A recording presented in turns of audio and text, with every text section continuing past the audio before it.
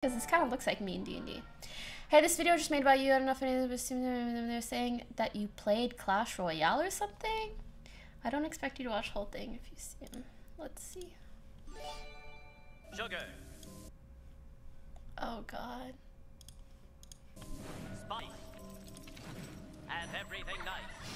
These were the ingredients chosen to create the perfect little girl. But Professor Utonium accidentally added an extra ingredient to the concoction. Chemical X. What? Thus, Oh the my Powerpuff God. Girls were Ain't born. funny. You're just boring as fuck. Only lame. Pokimane is most well known as that girl with a fat ass. Ew! Okay, sorry. That uses people as was born on one day. The hall their own pigeon to crossfire over 10 make a replica. If it's just one of those videos and it's not, like, I was watching the intro and I was like, this might actually be funny, and then it just, yeah, it's gone.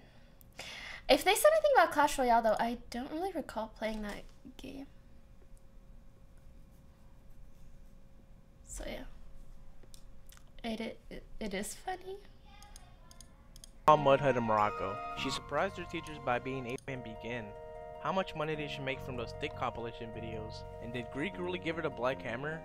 In this video, I'll be going over the life of Pokimane.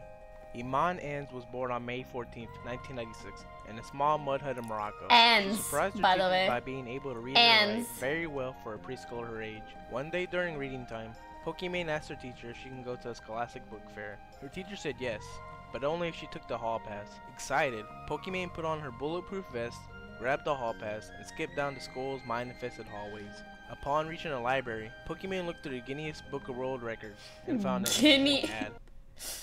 Guineas.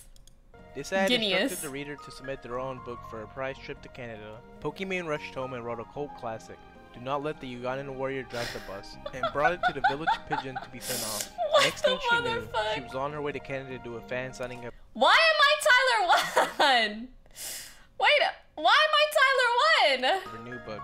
After the signing, Pokimane's parents received some bad news. Their home had been caught in a crossfire and was destroyed during the Second Congo War. With no home to return to, Pokimane's dad cashed in her Gerber's life insurance and claimed her as dead. This would be the beginning of Pokimane's That was a really good screenshot. I've never seen this before. This would be the beginning of Pokimane's new life in Canada. During high school, Pokimane was a social butterfly and made lots of new friends. What is She was this also Zelda very popular music? with the school's hockey team. While on Skype with her friends, she saw that they were talking about a streamer making money playing a game she had never heard before. This game was called League of Legends. Pokimane fell in love with the game's characters like Lux, Teemo, Soraka, and many other support champions. After graduating at the top of her class, she would attend McMaster's University to pursue a Oh degree my God, this is exactly what my room looked like! Wow, crazy. engineering. After many failed attempts of becoming an anime voice actor, Pokimane had to find a new side job. Broke and desperate, Pokimane would have to promote her streams on her face. Pokimane had to find a new side job. Broken. Desperate, Pokimane would have to promote her streams on her Facebook page. She would only average about 17 viewers. One of those viewers would be Erop221, who would non-stop spam in her chat, followed up with a Crayasm. This spam would stick with Pokimane's viewers, and is still spammed to this day. After her sophomore year in college, Pokimane was a faker replica when it came to playing Lux mid lane. She began to think she had what it took to join one of the league's top esports teams, Team Siren. As soon as she applied, Pokimane was rejected because she was way harder than the whole Siren team combined. Pokimane began to become depressed and thought about giving up on everything. Then suddenly, she got a notification on Motorola Razr flip phone. It was the offer of a lifetime. She would have to stream 5 hours of a new mobile game called Clash of Clans and get paid 10K. Poki's eyes lit up and she decided to run with this offer, dropping out of college to pursue her Clash of Clans streaming career. With her views and top donations rising, Pokimane wanted more, so she did.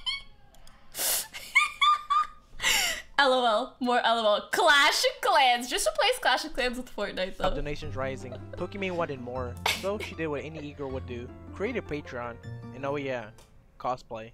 Instead of cosplaying weep shit, Pokimane would cosplay as pro league players like C9 Mitos and NA Faker Bjergsen. By doing this, she would skyrocket herself into a whole new world of opportunities, and she would be contacted by the Mexican man himself, Scara. Together they would create the ultimate Asian streamer house, Pokimane's Aw. Playhouse. Many members will come and go, but a piece of toast wearing sunglasses would be the one to need to save the sneeze. Playhouse. This piece of toast conjured up a plan to use their young and thirsty fan base by making it seem like each member of the house were dating.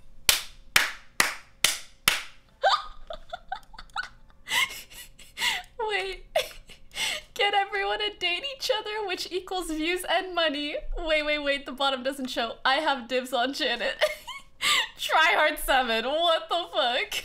Each other, most commonly known as shipping. The most supporting of the ships were Jose and Foki, but before they knew it, the plan had backfired on them, and their fans would harass them non-stop about their relationships.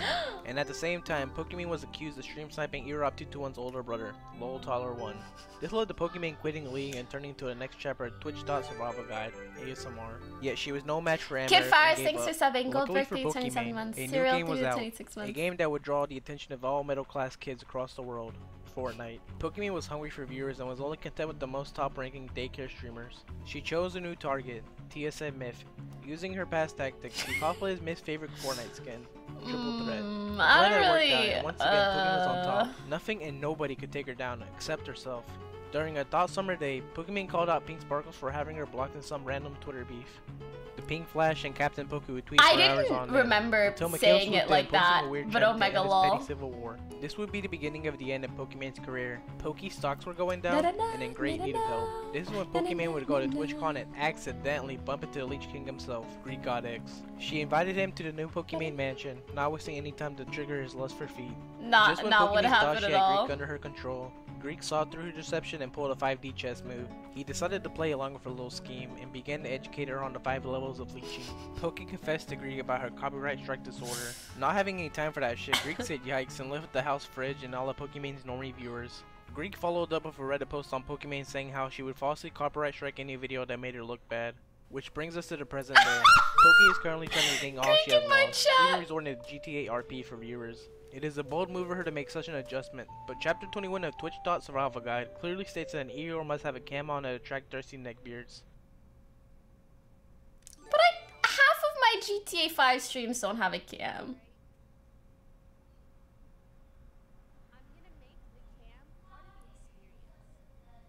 Whether it be by manipulating her fans and fellow streamers, picking up something behind her, collaborating with deadmau5 wannabes, or non-stop hours of Adobe Photoshop, Pokimane has risen to the top as the face of female Twitch streamers, and she didn't even have to go on Rosh Patel's boring ass show to do it. Every day something new comes out about Pokimane to make her look bad, but if you ask me, I'd say, I honestly don't give a fuck.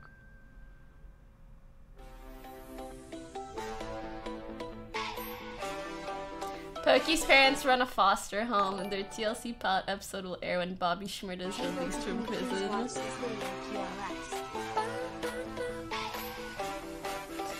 C9 Meteos retired from Link to become a pizza delivery boy.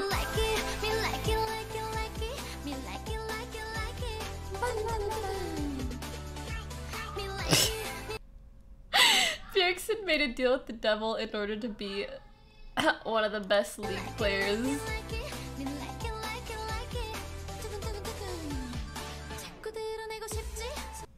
This does not look like Myth.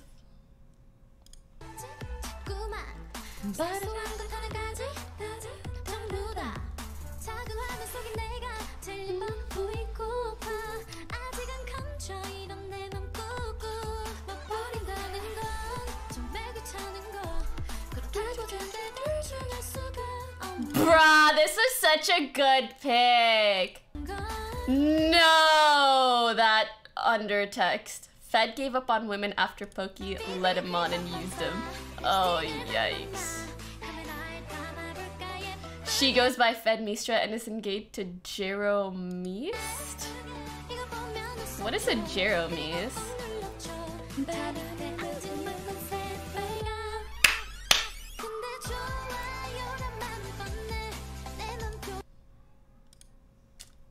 I can't say I enjoyed that video, if I'm being honest.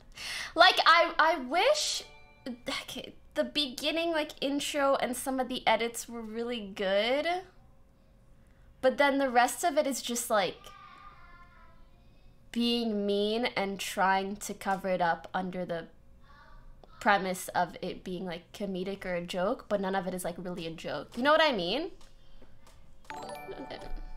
Like, I know that video is cringe AF. Sorry for donating it. Wait, you donated it and you had never even seen it? Honestly, like, no, I'm more than happy to laugh at myself, but if someone is legit like, you fuck all these dudes and you lead them on, I'm like, where's the joke? What do you want me to laugh at? You know what I mean? Like, literally 20% of that was something that I could laugh at. That's what's called satire. That's not really satire unless there's an actual joke. Oh, I hate explaining this to some of you guys because I know like you're so young, you don't really realize, but